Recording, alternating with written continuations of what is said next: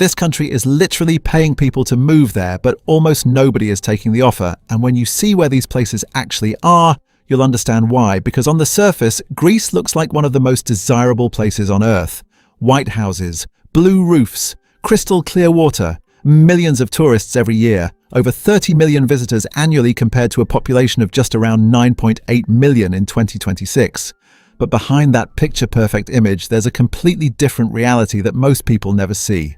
Greece is facing a new economic problem. Their population is getting older and smaller. A country that is quietly shrinking, with a population declining at about minus 0.4% per year, losing tens of thousands of people annually, and over the last 15 years alone it has dropped from over 11 million to under 10 million, and projections show it could fall below 9 million by 2050, which means this isn't temporary. It's a long-term shift, and it gets worse because this isn't just about fewer people, it's about who is left behind.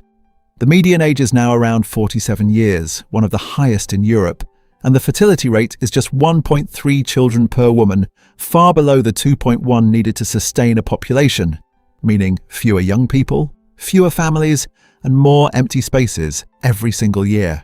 And here's where things start to feel strange, because while cities like Athens are still active, nearly 80% to 90% of the population now lives in urban areas, leaving entire rural regions behind. And that's where the real story begins, because in some parts of Greece there are villages where the number of houses is higher than the number of people living in them, places where schools have shut down completely, where businesses no longer exist, and where the average age of residents keeps rising every year. And instead of trying to promote these places through tourism, they've taken a completely different approach. They're offering money to bring people back, real money, not a concept, not a rumor, actual financial incentives designed to attract new residents. But the money is not the most important part of this story, and the reason for that becomes clear when you look at where these offers actually apply. One of the most extreme examples is a small island called Antikythera, located between Crete and mainland Greece, surrounded by open sea, and with a population of fewer than 50 people. Yes, less than 50 people in total, which means you could memorize every face on the island in a single day. And at first, that sounds peaceful, almost like an escape from modern life. No traffic, no noise, no stress, just ocean, wind, and silence. But here's the part. Most people don't think about what happens when that silence never stops.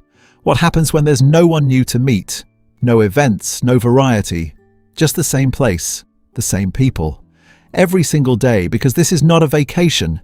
This is real life, and that's exactly why they're offering incentives, around €500 per month for up to 3 years, which adds up to over €18,000. And in some cases, housing and land are also included, meaning a place will literally pay you to live there, and that sounds like a dream. Until you ask one simple question: if it's such a good deal, why isn't everyone doing it? And this is where everything changes, because the moment you look deeper, the opportunity starts to feel very different. First, not everyone can apply. These programs are limited, often targeting families or individuals who are willing to stay long-term and contribute to the community. Second, you still need legal residency, which means visas, paperwork, and proving you have a stable income. And third, and this is the biggest one, you actually have to live there, not visit. Not test it for a few weeks, but fully commit to that lifestyle. And this is where most people stop, because what initially feels like free money starts to feel like a trade. You're trading convenience for simplicity, access for isolation, and speed for stillness. And for some people, that trade is worth it.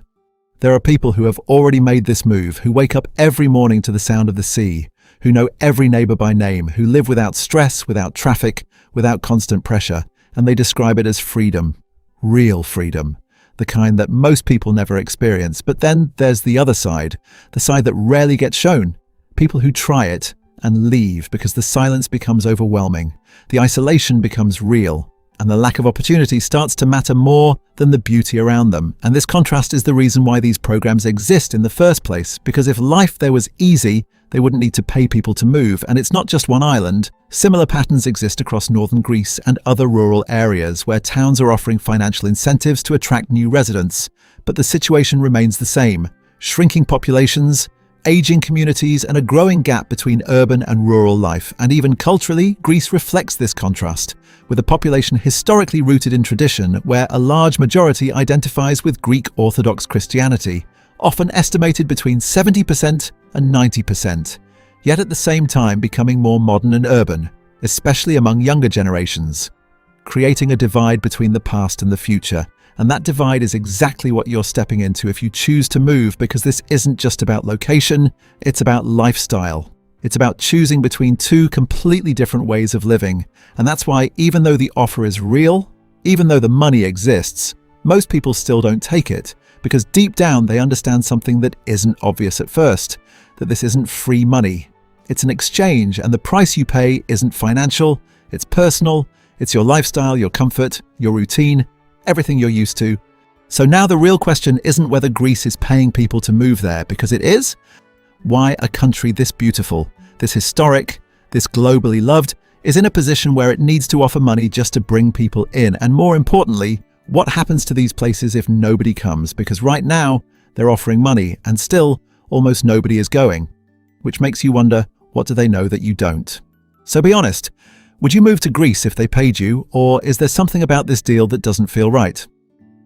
If you found this breakdown valuable, hit subscribe so you don't miss what's coming next.